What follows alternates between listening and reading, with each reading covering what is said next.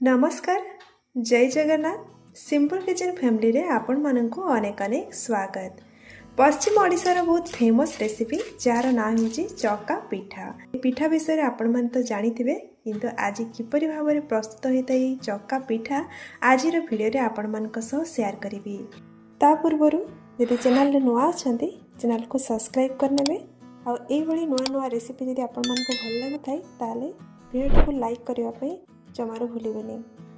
तापाई एठी मु 2 कप उषुना चाउल आ गोटे कप आमर चोपा छड़ा बिरी को मु पाखापाखि ये 4 घंटा रु 5 घंटा बतुरी नहीं, जहाँकि ये आमर चाउल एवं बिरी पूरा भल भाव में बतुरी बतुरी जाइथिबा बिरी एवं चाउल को गोटे ब्लेंडिंग जार को देदबा।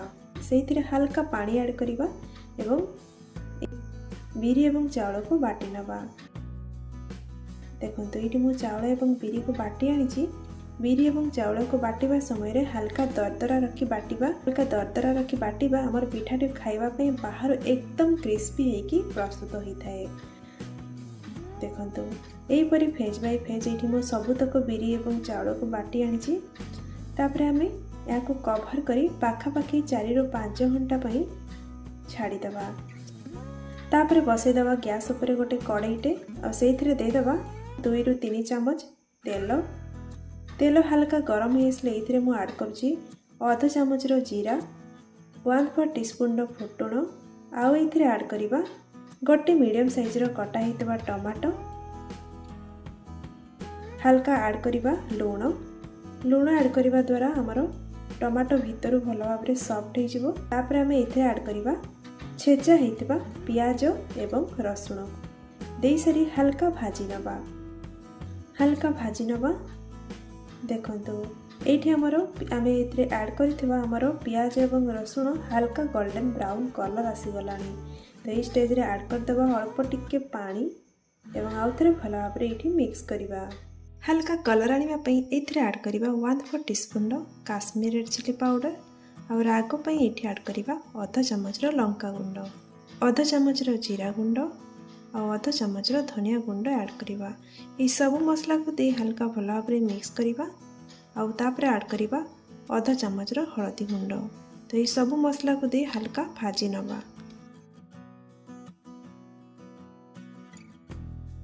हल्का भाजी आसिले ये ऐड करवा बॉयल होइतबा मटर एवं ये मटर को दे भल भाव में मिक्स करनवा। तापर ये मु ऐड करुच्ची सीझा आलू पाखापाखि 2टी मीडियम साइजर सीझा आलू को ये हाथ में मैश कर आम देदबा। सीझा मटर सहित आपको भल भाव में मिसई नबा और ये ऐड करवा स्वाद अनुसार लुण और आउ थे भल भाव में मिक्स करनबा। तो ये आमर प्रस्तुत हो जाइतला मटर आलूर कषा। ये मटर आलू कषा को गोटे प्लेट को बाहर करनबा। तो ये मु पाखापाखि ये बैटर को 4 घंटा रेस्ट रखिबा परे ये बैटर फुली जाइतला। तो ताको आउ थे भल भाव में मिसई नबा बा फेणई नबा। तापर ये ऐड करवा स्वाद अनुसार लुण।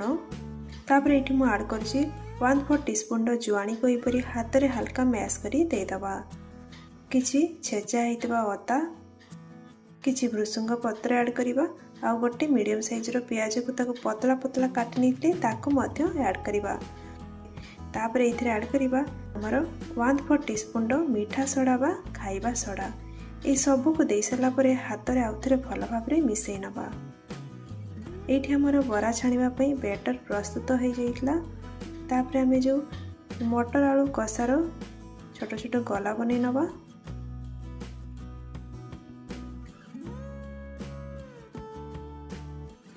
मटर आलू मसलार जो आम गला बनईले ताको पूरा भल भाव में बैटर कभर करदबा।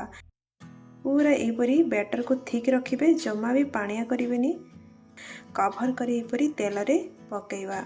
तो तेल को मीडियम फ्लेम रे गरम करबा परे एठी मु एपरी गोटे मटर आलू कषारे जो आम गला प्रस्तुत करथिले से गला को नहीं प्रस्तुत कर रखिबा बैटर रे डिप करबा एवं ताकु नहीं तेल रे देदबा एवं एपरी एपट सेपट करनबा। एवं या को आम एठी बेसी फ्राई करबानी, जेहेतु आम या डबल फ्राई करिवार अछि तेणु आम केवल ऊपर फ्राई गला परे आम या तेल रू बाहर करी आनिबा।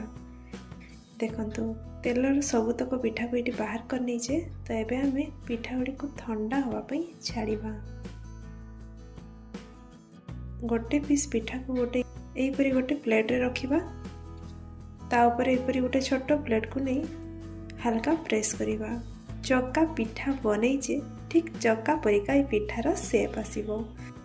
देखंतु पिठाटी हल्का प्रेस करिबा परे एपरी जो क्रैक आछि ए क्रैक गुड़ी को कौन करिबा ना जो हमें पिठू आमर जो चाउल एवं बिरी को बाटी थिले सेइथिरु अल्प अल्प ने याको कवर कर दबा।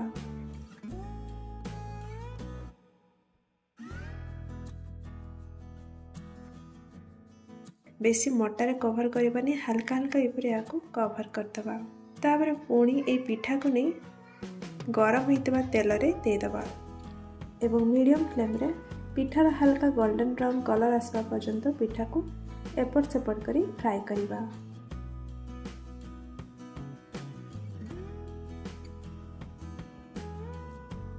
किछ समय पर ये पिठाटी फ्राई हो जाइए। तो ये तेल रे याको बाहर करी आनिबा गोटे प्लेट रे रखी नवा। तो यहीपरी मुझे सब पिठा गुड़ी को फ्राई कर नहीं। तो ये आमर प्रस्तुत हो गला पश्चिम ओडिशार प्रसिद्ध चक्का पिठा।